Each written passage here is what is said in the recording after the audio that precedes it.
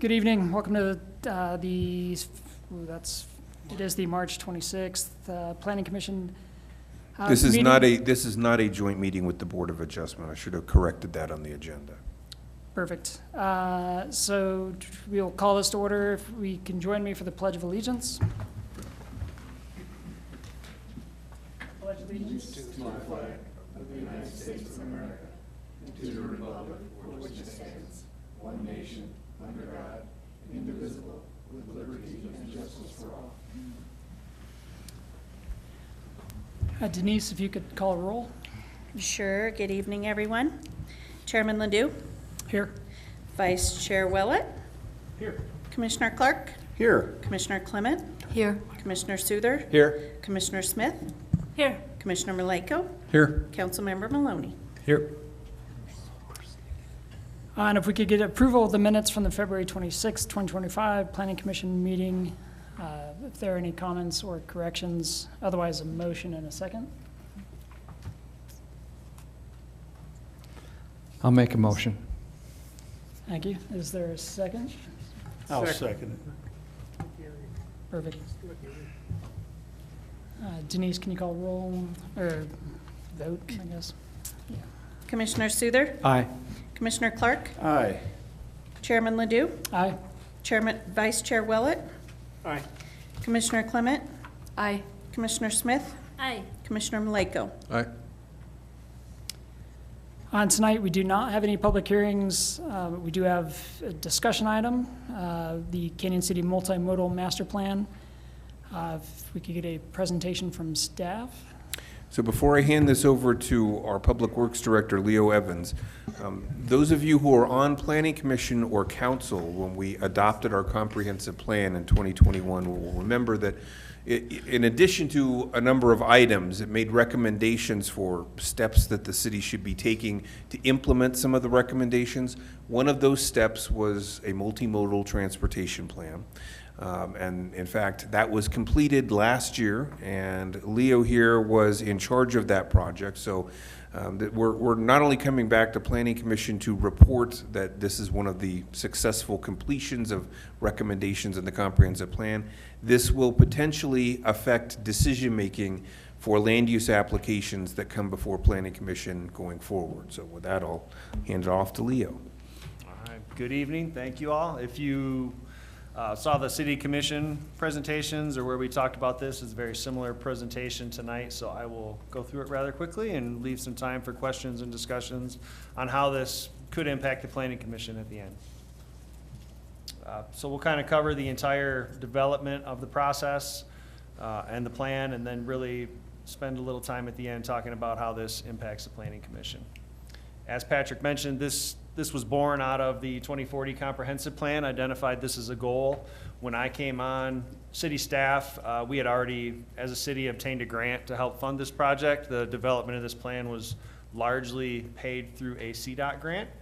And you know, the goal is really to support users other than vehicles in our transit. So we want to make sure that we're accounting for pedestrians, bikes, trails, public transit, all those type of elements that our city needs to thrive in addition to supporting our vehicular travel. This plan was adopted at the very end of 2024 by council in I think the second meeting of December. It's the last meeting. So in looking at the existing conditions of the city, you're all probably very familiar with this. We've got a really good core of sidewalk in kind of the downtown, and then we've got a lot less sidewalk everywhere else as you spread out of town.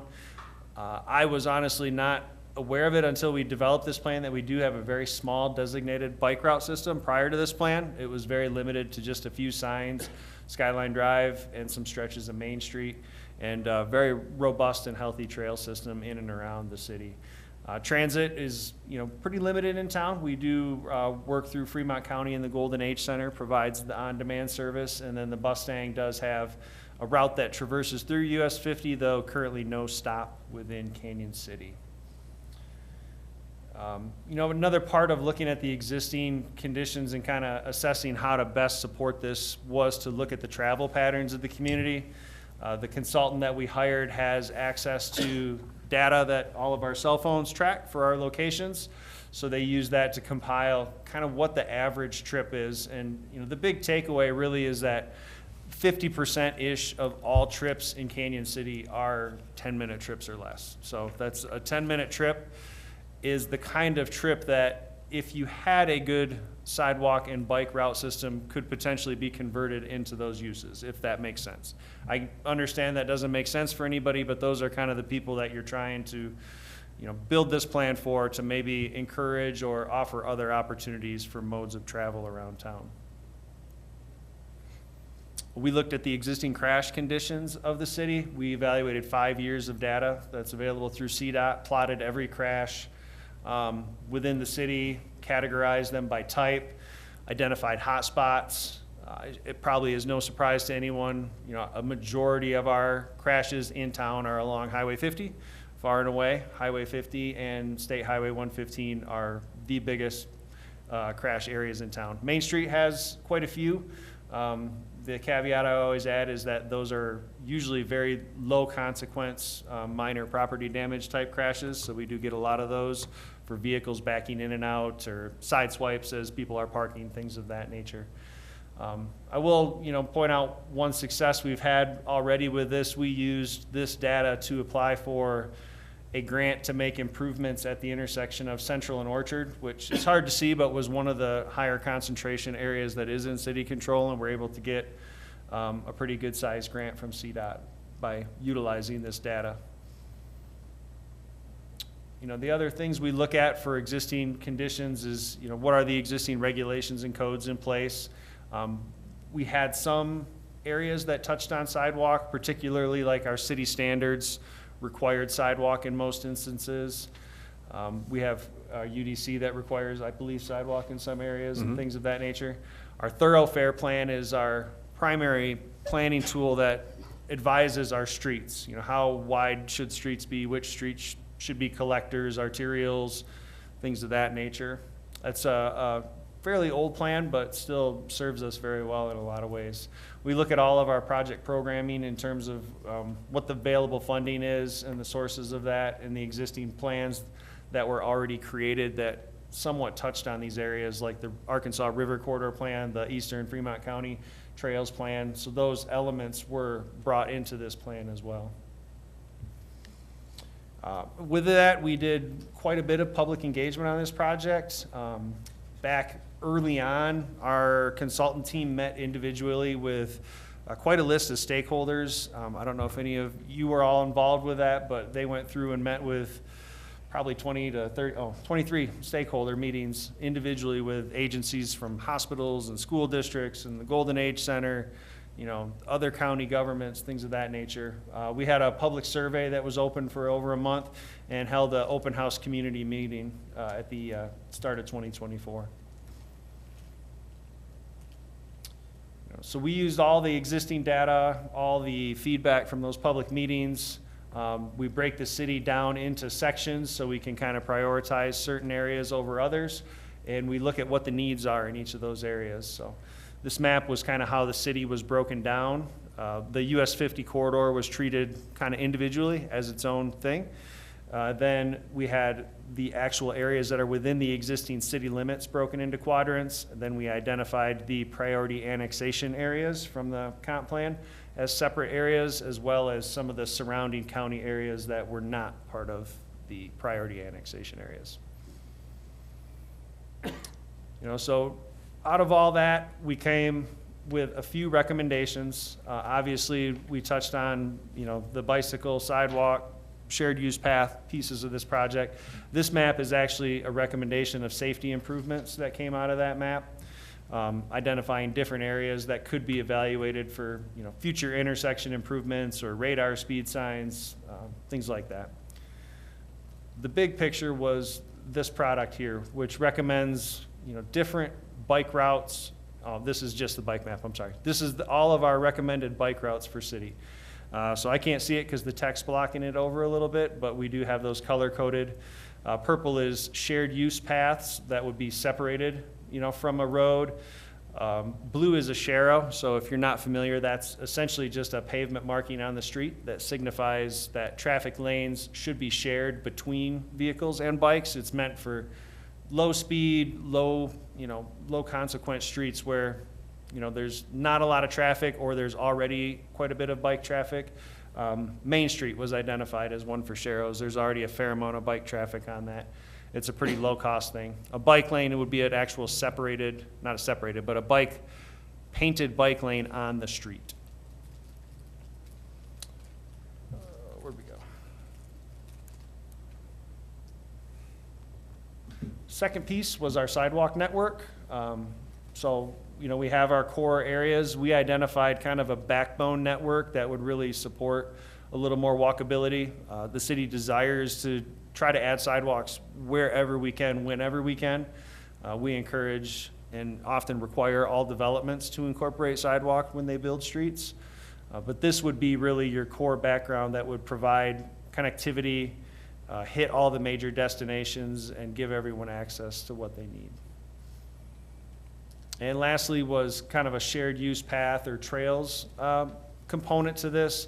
So there wasn't a lot here. What we really saw as opportunities were the state highways to have some kind of connectivity. They have pretty good sized right-of-way in a lot of cases with a lot of room that we don't often have to work with, in particular things like Highway 50. In addition, a lot of these were things that were already recommended in other plans. Highway 50 corridor plan already calls for shared use paths along Highway 50. The green plan along 4 Mile Creek, I believe, comes from that eastern Fremont County plan, and then some of the pink ones down there are existing railroad spurs that are currently not in use, and there's pathways to convert those into trails. It's one of the easier potential reuses of that right-of-way that can be done. And we looked at these kind of in 6 different simplified scenarios to really be able to identify what the impacts and potential costs were for each of these projects. There's a couple examples of those there. That's not to say that particular typical section would be the road that we would build everywhere we want a bike lane, but that's kind of the basis we use to analyze, how much right-of-way will we need? Are there utility poles in the way? What's that cost? All those different factors. And then down below was one of the, it's kind of the existing scenario of Main Street that does show what those sharrows look like on Main Street.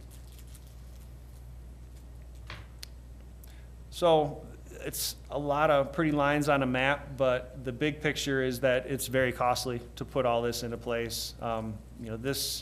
These were all broken down into, I believe, 70 to 80 different project segments that could be tackled.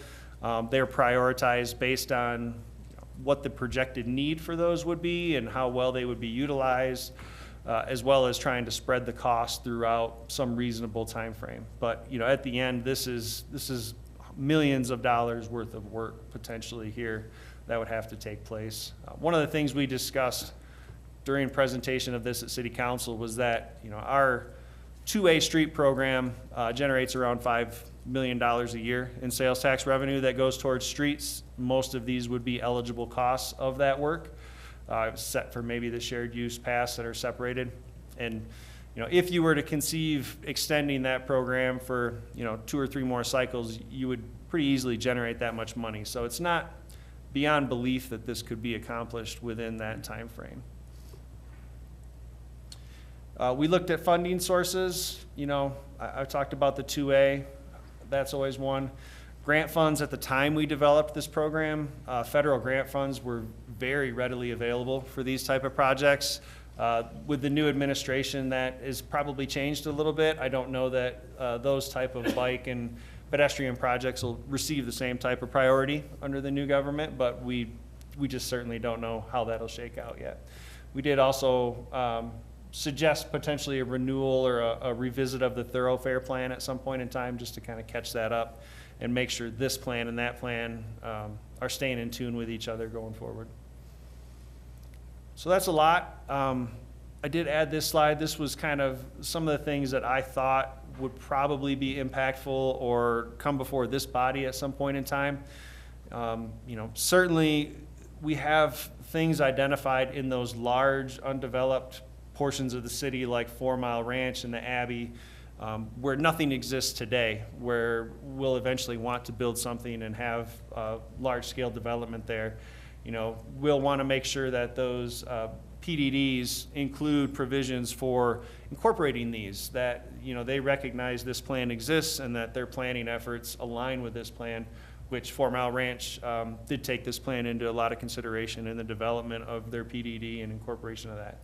As we move into subsequent stages like subdivision and actual construction, we'll just need to make sure that we're dedicating the proper right-of-way widths. These things take space. They require dedications of public right-of-way, and we need to make sure those are being accounted for.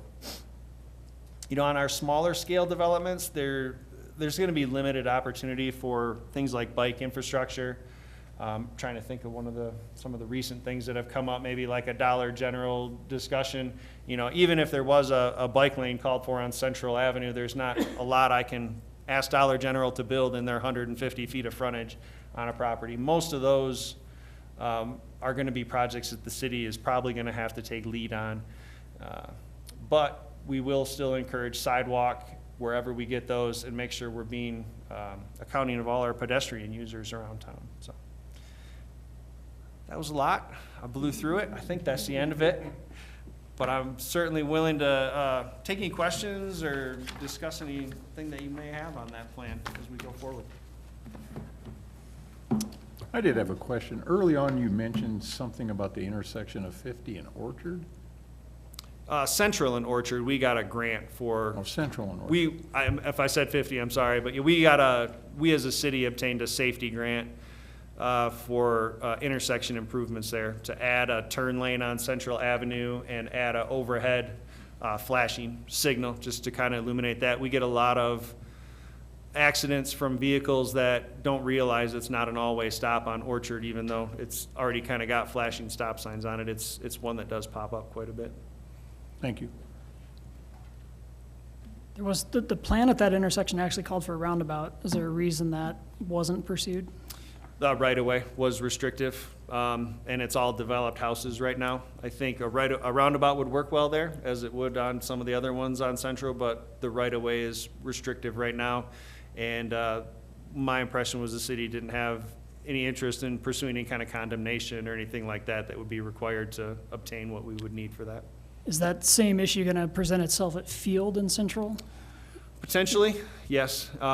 We've got sufficient right away, I believe, in a few of the quadrants, but a few of them are, older, single-family houses that probably won't give us an opportunity to request any dedication, or undeveloped farm fields that, we can't do much until they come around to ask for something on that site. Yeah, roundabouts are nice, but they take a lot of space to fit one in that functions well.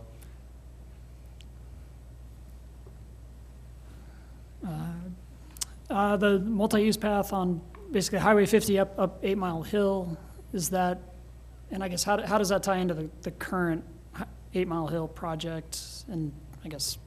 Yeah, we had discussions with CDOT about that during the design of their project, and we're told that our requests were kind of too late and that they didn't have any funding that could be used for construction of that. So right now, their 8 Mile Hill project does not really include much other than some widened shoulders on Highway 50. And is that project moving forward? They are still pursuing grants, to my knowledge. I don't think they've secured the funding necessary to make that project happen yet. They have some of their own funding available, but I believe they needed $25 million plus to get it there. I had a question about the diagram that you showed on Main Street. There were two diagrams. One was the Sharo, I think you called it, and then the other one was the designated bike lanes. Are we leaning one more than the other, or are they both still an option right now? These were not both options for Main Street. I'm sorry if I didn't clarify that. The top one would be an option for any of the streets that we recommended for bike lanes, separated bike lanes. So let me go backwards here. So like 3rd Street? Anything that's called out for kind of a green on that map would be something we'd look towards that typical section for. So we're working on design right now for the remainder of North 9th Street. It's been rebuilt up to Washington Elementary at Mystic, so we have design and work underway for the rest of that to Mystic to Washington, and that typical section's one that we've been looking at for that corridor. Thank you. Yep. The Third Street, sort of complete street concept, is that still, I guess, in the works or in the Yep. thought process? Yep, we do. Council accepted that grant maybe a month or two back, so we will be looking to engage with some design consultants later this year to start work on that. I think the funds are actually 2026 funds through CDOT, so they're not all the way available to us yet. But that project will incorporate this plan and be centered around this, as well as I think that was cited in the Arkansas River Corridor Master Plan and then referenced in some of the later ones as well. But yes, that's moving forward into design this year. Were there any conversations about multimodal for Skyline Drive? I think it's called out to be a bike lane, but that's about all that we've talked about. I don't know that it was identified on here. It's very scenic, but it doesn't serve kind of a purposeful connection between destinations. You know, this plan kind of looked at how do people get from their house to the grocery store, or get from their house to the doctor, you know, those type of things. They didn't focus as much on, you know, the recreational aspect of it. Right. Although it is used a lot by pedestrians and cyclists. It certainly and cars. is. Yeah, I think it's a part of our existing bike network actually right now. It's one of the few streets that is. Was the rail to trail piece, it appeared to have not actually made the recommendation page. Is that, I guess, is that true, and is there anything happening on that front? It is part of our recommended for trail network. That particular spur is owned by the local railroad company as opposed to I forget what the Union Pacific. It's not a Union Pacific spur. We've engaged with Rock and Rail, and at this time they've told us they're not interested in that. I think that was as recent as a month ago. I had reached out to them about that project as it tied into one of our other projects. We're doing a design work on Griffin Avenue, and that spur crosses Griffin Avenue, and I'd hoped that they would consider just abandoning it and not making us do all the extra work to upgrade a crossing that nobody uses, but they weren't there yet. Do they have any stated use of that line at this point? No, I don't believe so.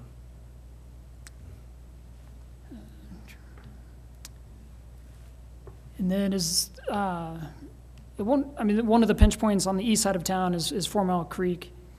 You know, for a multi-use path on 50 there to basically span the creek, I mean, you'd potentially have users, you know, on the current highway bridge. Is there any, I guess, thought on separate bridge there? Yeah, that was certainly, I didn't include it in the presentation, but the full proposal has all the individual projects broken out, and that is one of the higher priority projects that was identified to have some sort of east-west crossing, because like you said, right now you can get up to 4 Mile Creek on the west side, but from there you can't get anywhere else in town along that corridor, and you've got a lot of you've got the DHS office and, you know, the police departments and things like that that are, you know, potential destination sites that people need to be able to access that don't have a good, safe route to get there right now.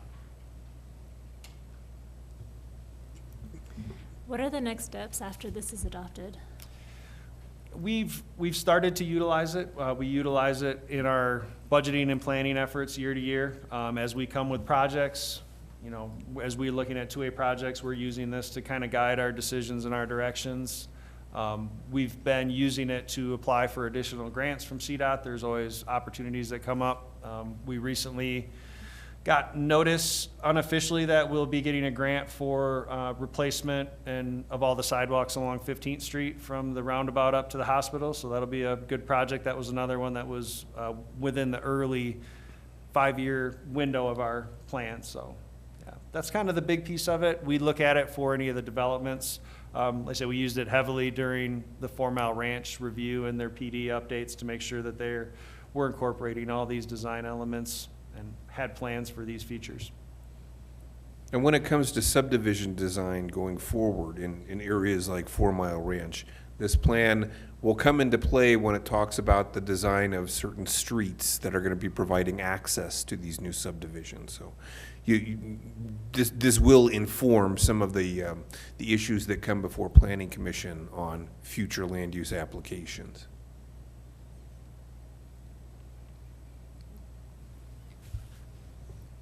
And you did reference a Dollar General. Is there a location associated with that? Maybe I wasn't supposed to say anything. I don't know if those are confidential or not.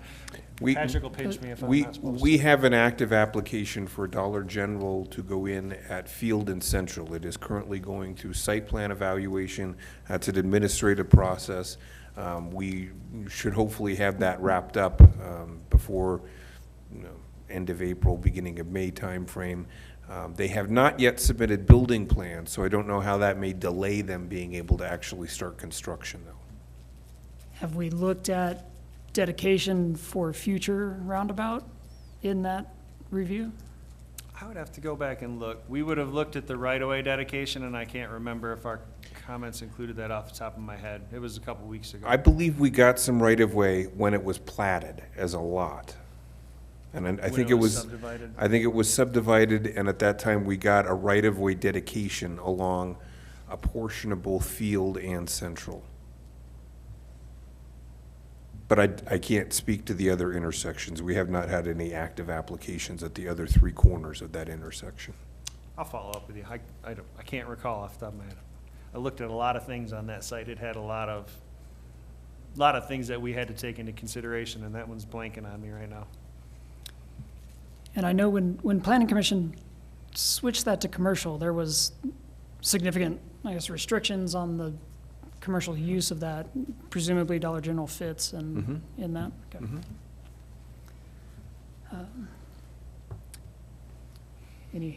Any other questions, comments? Yeah, well, thank you for the presentation. And, are there, let's see, I guess any other announcements or discussion items? Only to let you know that we will have a public hearing coming before you at your April 23rd meeting. Okay. And with that, we'll see you on April 23rd. But this meeting is adjourned.